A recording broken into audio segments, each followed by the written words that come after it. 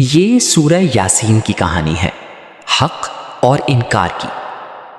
اللہ تعالیٰ نے اپنے رسول صلی اللہ علیہ وسلم کو حق کے ساتھ بھیجا تاکہ لوگوں کو سیدھا راستہ دکھایا جا سکے۔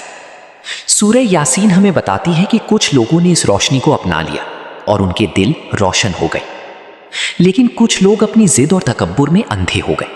انہوں نے سچ کو دیکھ کر بھی نظر انداز کیا، ان کے دل بند ہو گئے اور وہ ہدایت سے دور ہوتے چلے گئے۔ یہی پیغام سورہ یاسین ہمیں دیتا ہے کہ جب دل سچ کو قبول نہ کرے تو آنکھیں بھی دیکھنا چھوڑ دیتی ہیں۔ سورہ یاسین ہمیں اللہ کی قدرت کی نشانیاں دکھاتی ہے۔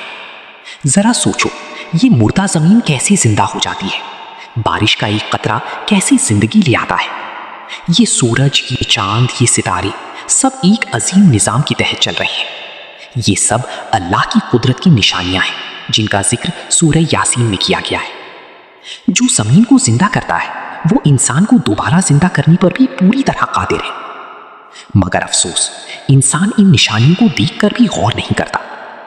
اور سورہ یاسین ہمیں آخرت کی یاد بھی دلاتی ہے۔ وہ دن ضرور آئے گا جسے کوئی ٹال نہیں سکتا۔ قبریں کھل جائیں گی اور ہر انسان اپنے رب کے سامنے کھڑا ہوگا۔